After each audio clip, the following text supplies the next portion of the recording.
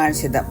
ഇന്ന് നാം ചിന്തിക്കുന്ന യിരെമ്യാ പ്രവചനം 49 അധ്യായത്തിൽ 6 രാഷ്ട്രങ്ങൾക്കെതിരെയുള്ള ന്യായവിധി യിരെമ്യാവിൽ കൂടെ യഹോവ അരുളി ചെയ്തിട്ടുണ്ട്.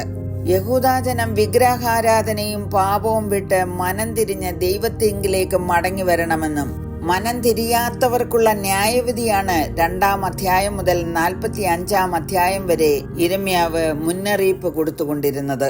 46 മുതൽ 51 വരെയുള്ള അധ്യായങ്ങളിൽ യഹൂദ രാജ്യത്തിന് വിരോധമായി പ്രവർത്തിച്ചിട്ടുള്ള അയൽ രാജ്യങ്ങളുടെ തെറ്റുകൾ ചൂണ്ടിക്കാട്ടി അവർക്കുള്ള മുന്നറിയിപ്പുകളും ന്യായവിധി പ്രവചനങ്ങളും. 49 അധ്യായത്തിന്റെ 7 മുതൽ 22 വരെയുള്ള വാക്യങ്ങളിൽ ഏദോമിനെ കുറിച്ച് പ്രവചിച്ചിരിക്കുന്നു. ഇസഹാക്കിന്റെ മക്കളായിരുന്നല്ലോ യാക്കോബും ഏശാവും. ഏശാവിന്റെ സന്തതി പരമ്പരകളാണ് ഏദോമ്യർ. അവരെക്കുറിച്ച് 16 വാക്യത്തിൽ എഴുതിയിരിക്കുന്നത്: പാറപ്പിളർപ്പുകളിൽ പാർത്ത് കുന്നുകളുടെ മുകൾ പിടിച്ചുകൊണ്ടിരിക്കുന്നവനെ, നിന്റെ ഭയങ്കരത്വം വിചാരിച്ചാൽ നിന്റെ ഹൃദയത്തിലെ അഹങ്കാരം നിന്നെ ചതിച്ചിരിക്കുന്നു. നീ കഴുകനെ പോലെ നിന്റെ കൂട് ഉയരത്തിൽ വെച്ചാലും അവിടെ നിന്ന് ഞാൻ നിന്നെ താഴെ ഇറങ്ങുമാറാക്കുമെന്ന് യഹോവയുടെ അരുളപ്പാട്. Your fierceness has deceived you, the pride of your heart. O you who dwell in the clefts of the rock, who hold the height of the hill.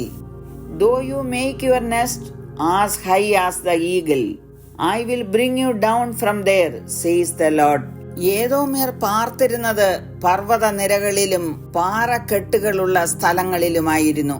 ഉൽപ്പത്തി പുസ്തകം 32 അധ്യായത്തിന്റെ 3 വാക്യത്തിൽ, അനന്തരം യാക്കോബ് ഏദോം നാടായ സേയീർ ദേശത്ത് തന്റെ സഹോദരനായ ഏശാവിന്റെ അടുക്കൽ തനിക്ക് മുമ്പായി ദൂതന്മാരെ അയച്ചു എന്നെഴുതിയിരിക്കുന്നു.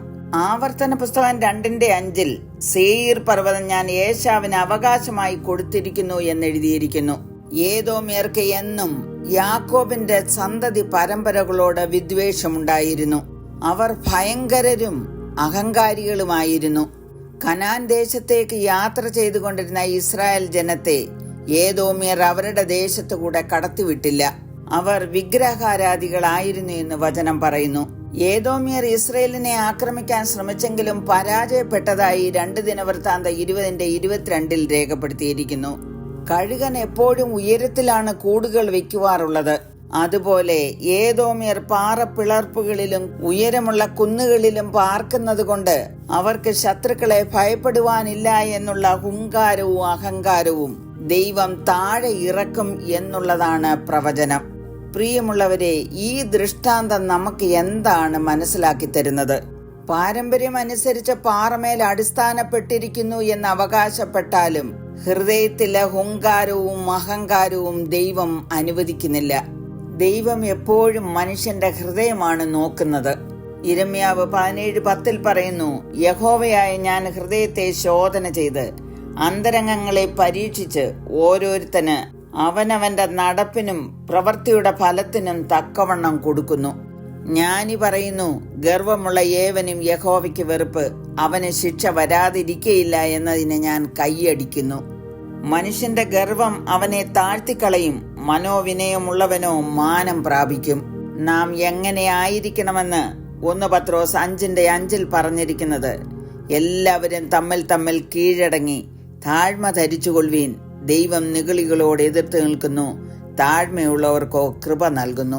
പ്രിയമുള്ളവരെ, ദൈവം തന്ന നന്മകളിൽ അഹങ്കരിച്ച് ദൈവത്തിനും ദൈവമക്കൾക്കും വിരോധമായി പ്രവർത്തിക്കുകയും ചെയ്യുന്നവർക്ക് ഈ സന്ദേശം ഒരു പാഠമായിരിക്കട്ടെ എന്ന് ഞാൻ പ്രാർത്ഥിക്കുന്നു. കരുണയുള്ള പിതാവേ, അടിയങ്ങളുടെ ഹൃദയം അവിടുന്ന് അറിയുന്നുവല്ലോ. അഹങ്കാരമില്ലാതെ താഴ്മയോടും വിനയത്തോടും കൂടെ മറ്റുള്ളവരെ സ്നേഹിപ്പാനും അംഗീകരിപ്പാനും അവിടുന്ന് കൃപ തരണമേ എന്ന് യേശുക്രിസ്തുവിന്റെ നാമത്തിൽ അപേക്ഷിക്കുന്നു. കേൾക്കണമേ. ആമേൻ.